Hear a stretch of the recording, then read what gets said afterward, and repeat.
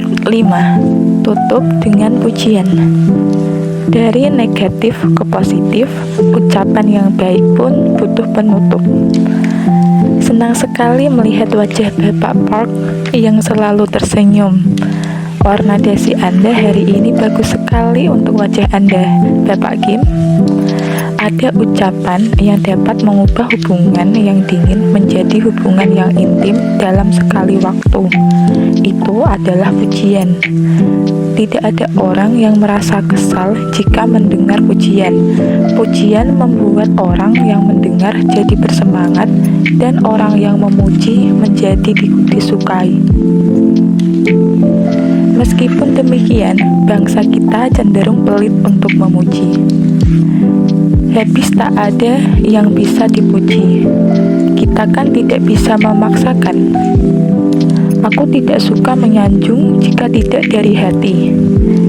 Memangnya harus selalu diucapkan, dirasakan di hati saja sudah cukup.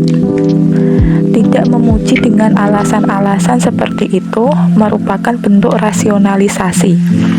Pujian dilontarkan tidak hanya ketika orang lain telah melakukan sesuatu yang patut dipuji. Pujian adalah ungkapan kasih sayang dan kepedulian terhadap orang lain. Artinya, pujian tidak diberikan dengan penuh kepalsuan sebagai balasan atas perlakuan baik atau pemberian kepada kita.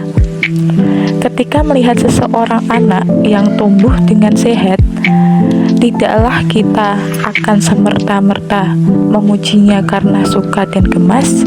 Pujian muncul karena rasa sayang kepadanya, bukan karena anak itu telah melakukan sesuatu yang layak dipuji. Hal yang sama berlaku untuk hubungan lain. Jika Anda memiliki ketertarikan dan kasih sayang terhadap atasan, bawahan, karyawan, guru, atau siswa Anda, maka akan ada hal yang bisa Anda puji tanpa harus bekerja keras. Untuk bisa memuji, rasa sayang dan tertarik kepada orang lain harus menjadi landasannya. Jika memandang dengan rasa sayang, kebaikannya akan tampak lebih besar daripada keburukannya. Pasti ada hal baik menonjol dari sisi apapun, entah itu penampilan, kemampuan, atau karakter.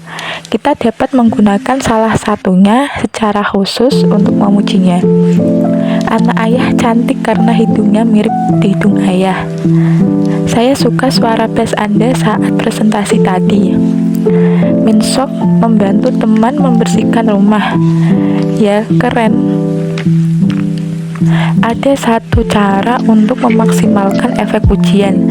Memuji sebanyak dan sesering mungkin sepertinya baik, tetapi sebetulnya tidak. Ada yang namanya efek pujian akhir, yaitu sebuah keadaan di mana seseorang justru merasa lebih senang ketika dikritik di awal tetapi dipuji di akhir. Psikologi sosial Aronson dan Linda pernah melakukan percobaan kepada 80 mahasiswi di University of Minnesota.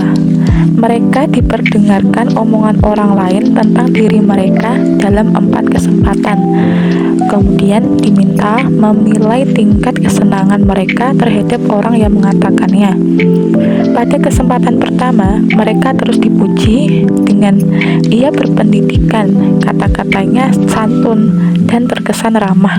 Di babak kedua, mereka terus dikritik dengan ia kurang berwawasan, berbicara terbata-bata, dan kesannya kurang asyik. Pada ronde ketiga, mereka dikritik lalu dipuji seperti ia kurang berwawasan dan bicaranya terbata-bata, tapi kesannya cukup asik. Sementara di putaran keempat, mereka dipuji lebih dulu lalu dikritik seperti ia berpendidikan dan kata-katanya santun, kesannya kurang asik. Bagaimana hasilnya?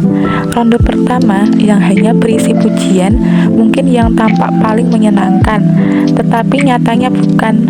Babak ketigalah yang dimulai dengan penilaian negatif dan diakhiri dengan pujian positif yang paling menyenangkan. Terkait hal ini, Aronson dan Linda mengatakan, pujian yang terus berulang tidak hanya akan membuat mual dan kredibilitasnya menurun, tetapi juga diragukan ketulusannya.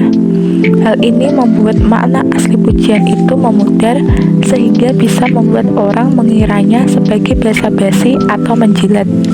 Jika kita memberikan pujian kemudian mengkritik, hal itu akan membuat perasaan menjadi buruk karena harapan akan terus dipuji ternyata keliru. Sebaliknya, jika kita mengkritik lalu menutupnya dengan pujian, efek dari pujian akan menjadi maksimal. Ini dikarenakan efek akhir yang disebutkan di atas, yaitu fenomena informasi yang disajikan kemudian lebih diingat. Nilai guna efek akhir sangat tinggi di dalam pujian. Seorang guru sebaiknya memarahi lebih dulu sebelum memuji muridnya. Siswa itu akan lebih mengingat pujian di akhir daripada soal ia dimarahi dan akan merasa senang dengan sang guru. Bahkan mungkin lebih senang ketimbang kepada guru yang hanya memujinya. Begitu pula dengan hubungan orang tua dan anak. Selalu memuji anak juga kurang baik bagi perkembangan emosinya. Kesalahan anak juga perlu diperbaiki. Setelah itu baru diakhiri dengan pujian. Demikian juga dengan atasan di perusahaan. Selalu memarahi ataupun sembarangan memuji secara formal tidak akan menguntungkan siapapun. Tunjukkan masalah, tapi diakhiri dengan memuji kebaikannya.